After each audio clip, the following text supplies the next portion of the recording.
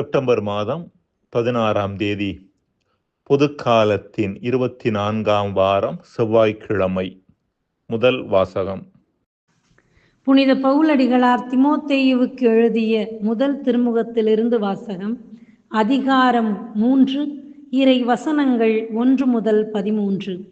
அன்பிற்குரியவரே, சபையை கண்காணிக்கும் பொறுப்பை நாடுகிற எவரும் மேன்மையானதொரு பணியை விரும்புகிறார். இக்கூற்று உண்மையானது. ஆகவே சபை கண்காணிப்பாளராக இருப்பவர் குறைச்சொல்லுக்கு ஆளாகாதவராயும், ஒரு மனைவி கொண்டவராயும், அறிவு தெளிவு, கட்டுப்பாடு, விருந்தோம்பல், கற்பிக்கும் ஆற்றல் ஆகியவற்றை உடையவராயும் இருக்க வேண்டும். அவர் குடிவெறிக்கும் வன்முறைக்கும் இடம் கொடாது கனிந்த உள்ளத்தவராய் இருக்க வேண்டும். சண்டையையும் பொருளாசையையும் தவிர்ப்பவராக இருக்க வேண்டும். தமது சொந்த குடும்பத்தை நல்ல முறையில் நடத்தி தம் பிள்ளைகள் பணிவுடனும் மிகுந்த கண்ணியத்துடனும் வளர ஆவண செய்பவராக இருக்க வேண்டும். தமது சொந்த குடும்பத்தை நடத்த தெரியாத ஒருவரால் கடவுளின் சபையை எவ்வாறு கவனிக்க முடியும்? திருச்சபையில் புதிதாக சேர்ந்த ஒருவர் கண்காணிப்பாளராக கூடாது. அவ்வாறு ஆவாரானால் அவர் தற்பெருமை கொள்ளலாம்.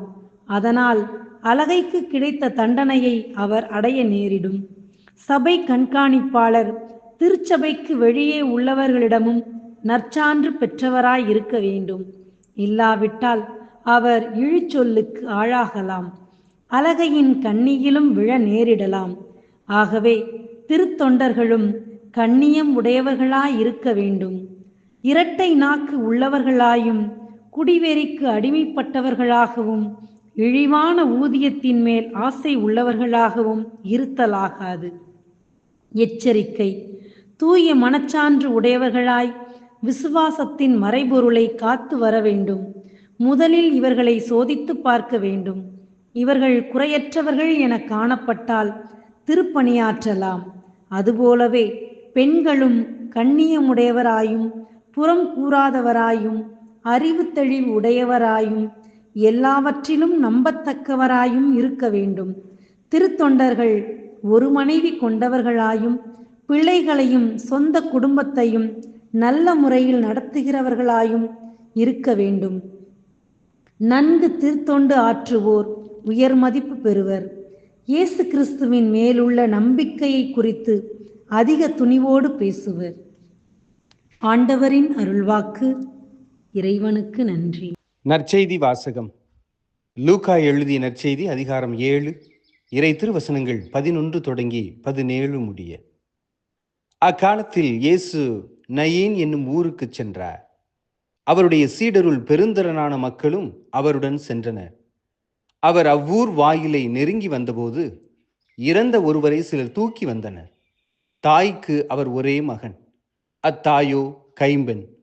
அவ்வூரைச் சேர்ந்த பெருந்திரளான மக்களும் அவரோடு இருந்தனர். அவரை கண்ட ஆண்டவர் அவர் மீது பரிவு கொண்டு, அழாதீர் என்றார். அருகில் சென்று பாடையை தொட்டார். அதை தூக்கி சென்றவர்கள் நின்றார்கள்.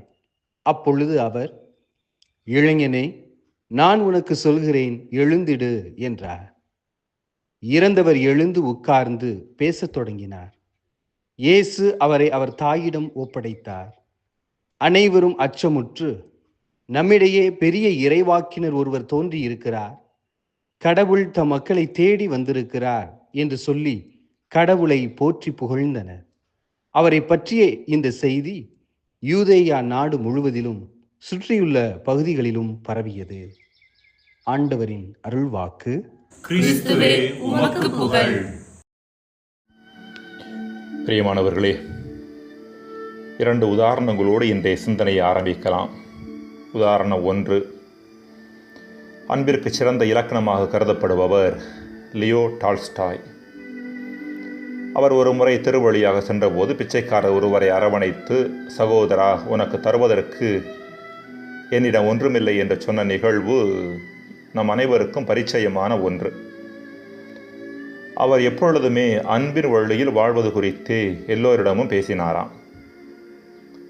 ஆனால் இதே லியோ டால்ஸ்டாய் பற்றி அவரது மனைவி கூறுவது இது: அவருக்குள் உண்மையான அன்பின் தன்மை இருப்பது போல எனக்கு தெரியவில்லை. அவரது அன்பும் இரக்கமும் அவர் தனக்கென்று வகுத்து கொண்ட கோட்பாடுகளிலிருந்துதான் வருகின்றனவே தவிர அவரது இதயத்திலிருந்து புறப்படுவது போல எனக்கு தெரியவில்லை.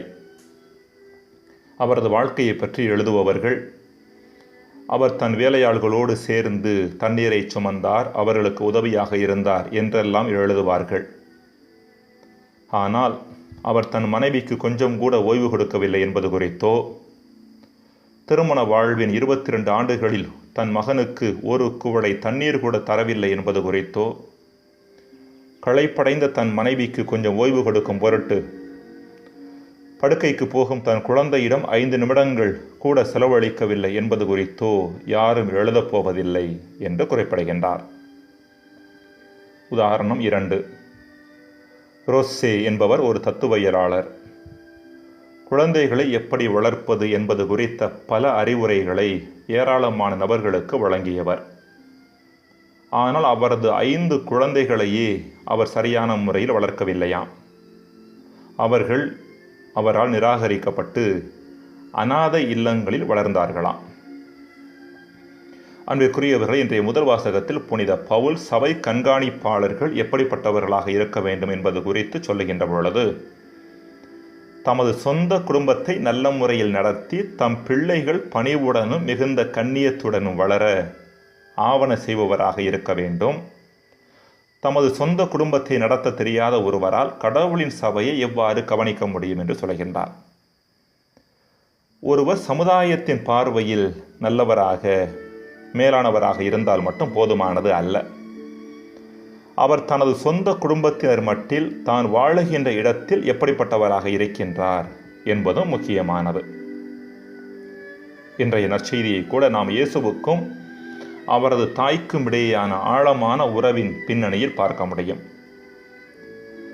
வழக்கமாக இயேசு ஒவ்வொரு முறையும் குணம் வேண்டி மக்களால் அணுகப்படுகின்ற பொழுது நம்பிக்கையை அவர் முன் நிபந்தனையாக எதிர்பார்ப்பது நாம் அனைவரும் அறிந்த ஒன்று. ஆனால் இங்கு அவர் எந்தவித முன் நிபந்தனையும் இல்லாமல் இறந்த இளைஞனை உயிர்ப்பிக்க முன் வருவது உண்மையிலேயே ஆச்சரியமான ஒன்று. நட்பு அடிப்படையில் நெருக்கமாக இருந்த மார்த்தா மற்றும் மரியாவிடம் கூட அவர் லாசரை உயிர்ப்பிப்பதற்கு முன்பாக நம்பிக்கையை எதிர்பார்த்தார். ஆனால் அத்தகைய எதிர்பார்ப்பு இயேசுவிடம் இங்கு இல்லாததை நாம் பார்க்கின்றோம். இதற்கான ஒரு காரணம் என்னவாக இருந்திருக்கக்கூடும் என்றால்,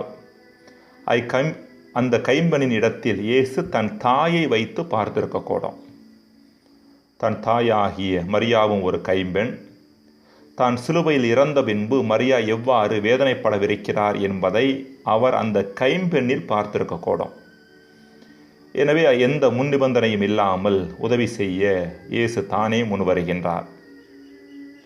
இயேசுவின் அன்பும் அவர் நடந்து கொண்ட விதமும் வீட்டிற்குள்ளே ஒரு மாதிரியாகவும் வீட்டிற்கு வெளியே வேறு மாதிரியாகவும் இருந்ததில்லை என்பதை இங்கு சுட்டிக்காட்டப்படுகின்ற செய்தி.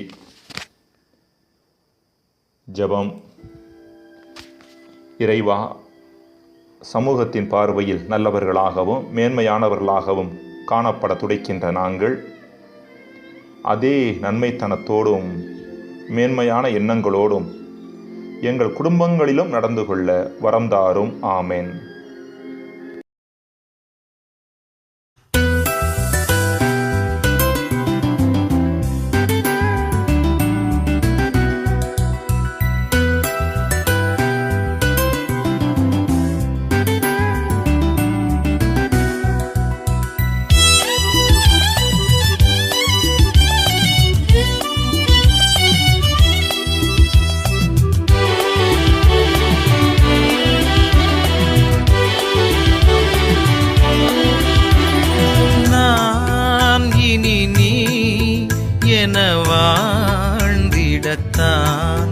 நினைவினில் நாளெல்லாம் நான் உன்னில் ஆழ்ந்திடத்தான். நான் இனி நீ என வாழ்ந்திடத்தான். நினைவினில் நாள் எல்லாம் நான் உன்னில் ஆழ்ந்திடத்தான். நெஞ்சம் வந்து தஞ்சம் தரும் உன் வார்த்தைகள் பேசி என்னை உனதாக்குமே. நெஞ்சம் வந்து தஞ்சம் தரும் உன் வார்த்தைகள் பேசி என்னை உனதாக்குமே.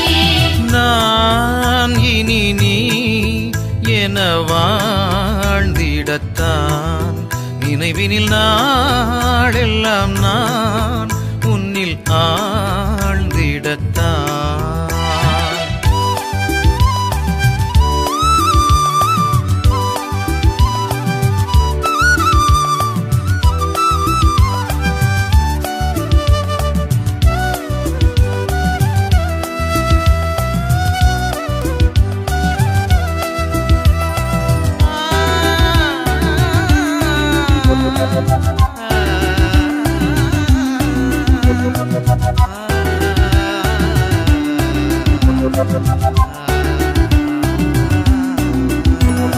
நலமான எண்ணங்களால் மகிழ்வான வார்த்தைகள் மலரும். மகிழ்வான வார்த்தைகளால் உயர்வான செயல்கள் பிறக்கும். உயர்வான செயல்களினால் உயிருக்குள் ஒழுக்கம் தவழும். உயிரான ஒழுக்கத்தினால் உலகுக்குள் வாழ்க்கை சிறக்கும். எந்தன் எண்ணம் வார்த்தை செயலால் உன்னில் உறவாடவே. எந்தன் எண்ணம் வார்த்தை செயலால் உன்னில் உறவாடவே. நான் இனி நீ என வாழ்ந்திடத்தான் நினைவினில் நாளெல்லாம் நான் உன்னில் ஆழ்ந்திடத்தான்.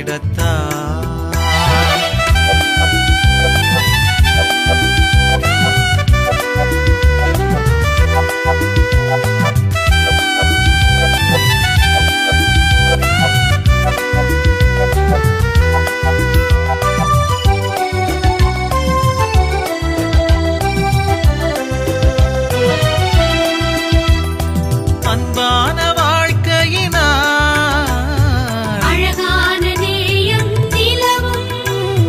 அழகான நேயத்தினால் அகந்தேடும் நீதியும் நிலைக்கும். அகந்தேடும் நீதியினால் இகந்தேடும் அமைதி நிகழும்.